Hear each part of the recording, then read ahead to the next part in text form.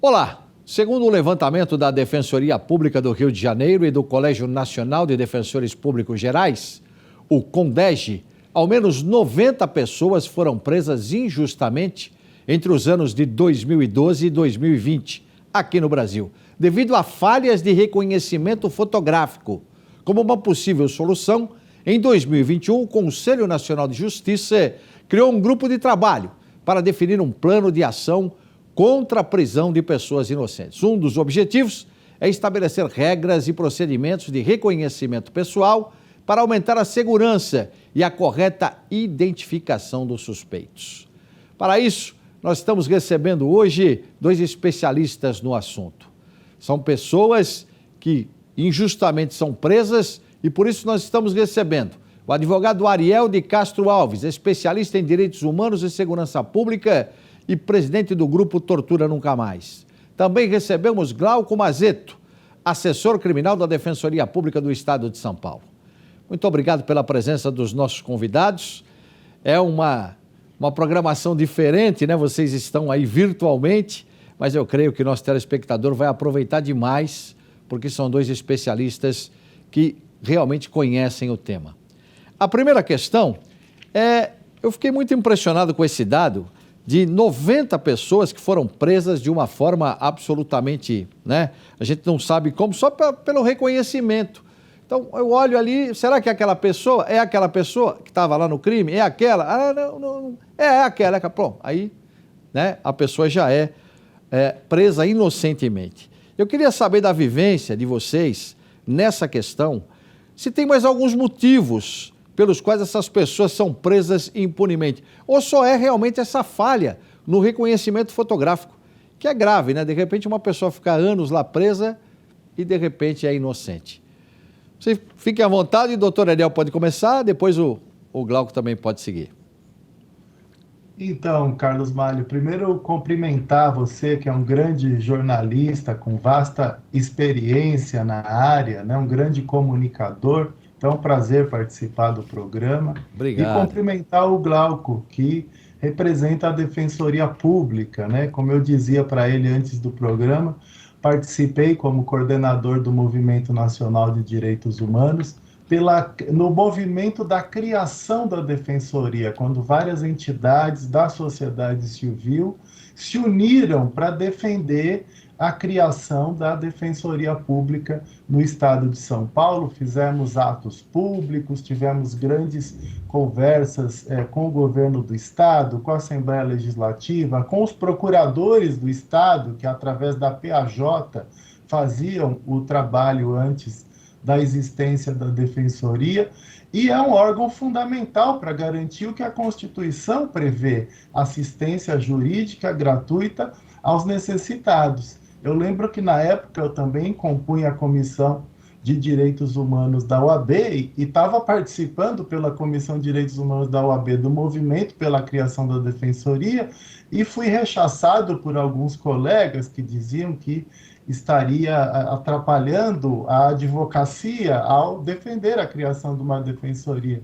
Isso não é real. Hoje nós vemos, na prática, o trabalho importante, fundamental, que as defensorias estão fazendo e que muitas vezes elas reivindicam, conseguem, inclusive jurisprudências, precedentes que colaboram com toda a advocacia. E principalmente nesse tema, nessa questão das prisões injustas, porque a maioria das prisões injustas, elas não são daquelas pessoas de colarinho branco, elas não são daquelas pessoas que podem pagar os grandes advogados.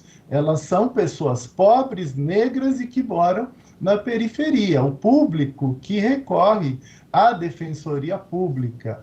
Então, nós vemos que, infelizmente, hoje, as nossas polícias se tornaram espécie de indústrias de flagrantes forjados. Então, esse número que foi apresentado pelo Carlos Malho, apesar de ser um número bastante considerável, mas está muito longe do real, né? A gente trata de questões de prisões injustas há muitos anos. Eu lembro que no início dos anos 2000, participei de um grupo chamado Cidadania nos Presídios, que nós fazíamos multirões impulsionado pelo Luiz Eduardo Greenhalgh, um advogado destacado. Participavam também, inclusive o Dias Toffoli era ainda estudante de Direito, eu também era, o Pier Paolo Bottini, e a gente ia para alguns presídios, femininos principalmente, a pedido do padre Júlio Lancelotti, levantávamos situações de presas que estavam possivelmente de forma injusta, por conta de reconhecimentos também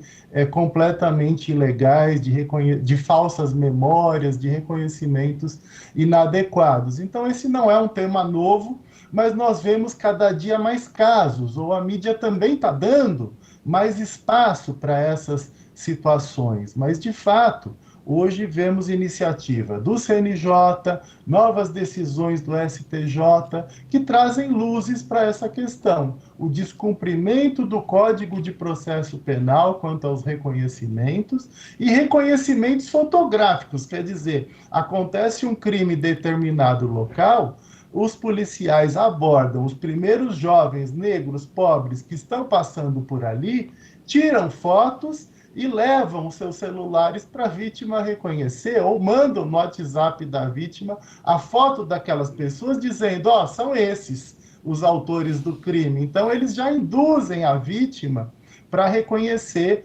aquelas pessoas. Então, acabam gerando graves injustiças, muitas vezes chanceladas pelo Ministério Público. Eu vejo o Ministério Público, infelizmente, que é uma instituição que eu sempre defendi, tenho muitos colegas, e nos direitos humanos a gente sempre atua com o Ministério Público, assim como com as defensorias, mas o Ministério Público é o principal responsável, na minha visão, por muitas dessas prisões forjadas, porque eles não analisam absolutamente nada, acreditam em tudo que a polícia encaminha para eles, e também acabam não cumprindo o princípio da presunção de inocência que está previsto na Constituição Federal. Com certeza. E há também uma questão que eu queria que o Glauco também comentasse com a gente, porque existe um levantamento que foi feito pela Defensoria do Rio com o CONDEG. 81% dos presos são negros. As pessoas negras ou pretas são as que mais sofrem prisões injustas. A partir disso, é possível concluir que essas prisões podem ser motivadas também pelo racismo? Queria saber do Glauco, depois o doutor Ariel também pode comentar a respeito desse assunto, porque o doutor Ariel chegou inclusive a citar essa questão, né? Que são as pessoas que mais procuram, né, no caso, né, o advogado, aquelas pessoas que vivem em situações complicadas, os mais pobres, enfim, a questão da cor também. Então eu queria saber do Glauco. Glauco, você tem essa vivência, você vê que são 81%, é um número que chama bastante atenção aqui, né? Carlos, agradeço muito pelo convite, como conversamos antes também, gosto muito do seu trabalho, desde cedo acompanho. Ariel, também agradeço as palavras, como já disse no início, antes da conversa aqui, sempre acompanho as suas entrevistas sempre técnicas, trazendo uma visão ponderada, então retribuo aqui todos os agradecimentos, mais uma vez obrigado pelo convite. Carlos, respondendo a sua pergunta, eu poderia dar uma resposta simples, mas eu acho que vai mais além disso. Uma vez que é patente o racismo estrutural no nosso ordenamento, não só no nosso ordenamento, mas na nossa sociedade, ele, sem dúvida nenhuma, influencia reconhecimentos equivocados. Mas eu acho até que é mais do que isso, né? Aqui em São Paulo, a gente verifica que pessoas pretas estão entre 80% a 60% das pessoas que são encarceradas, e isso se reflete mais ou menos, essa proporção se reflete, acaba se repetindo também na maior parte dos crimes que gera prisão. Estamos falando quais são eles: furto, roubo e tráfico. Em regra, a maior parte das pessoas no país está presa em virtude desses delitos. E, delimitando um pouco mais para o tema aqui que você colocou, que é a questão do racismo, nós temos algo que está além do racismo. Além do racismo estrutural presente, que sem dúvida nenhuma influencia um reconhecimento equivocado, e eu digo aqui, influencia não no sentido voluntário, porque quando a gente fala isso, Carlos, muitas pessoas acabam falando, então você está dizendo que a pessoa imputou facilmente o crime, ela quis reconhecer errado. Não, ela sequer tem noção disso. E aqui vale muito a pena, Carlos, pontuar a mudança de entendimento trazida em outubro de 2020 pelo STJ ao julgar o HC 598-886. Essa mudança de cultura no STJ que indicou que o reconhecimento, não só o reconhecimento fotográfico, mas que o reconhecimento ele deve obedecer uma série de requisitos mínimos, algo que era ignorado solenemente pela jurisprudência há décadas. Essa mudança de paradigma trouxe efeitos em cascata que são muito salutares, que visam basicamente garantir a todos nós a eficácia do Estado Democrático de Direito. Então, ainda que o racismo, ele sim influencia nisso, o problema é muito maior do que o racismo. Mas eu acho que a gente vai abordando isso ao longo da nossa conversa aqui. Com certeza. Obrigado, Glauco. Uma coisa interessante também que pode, de repente, ser um problema a mais para essas pessoas que estão lá e são inocentes, é a questão da lentidão da justiça brasileira. Então, eu queria saber de vocês se ela colabora para que esses presos fiquem por mais tempo ainda detidos.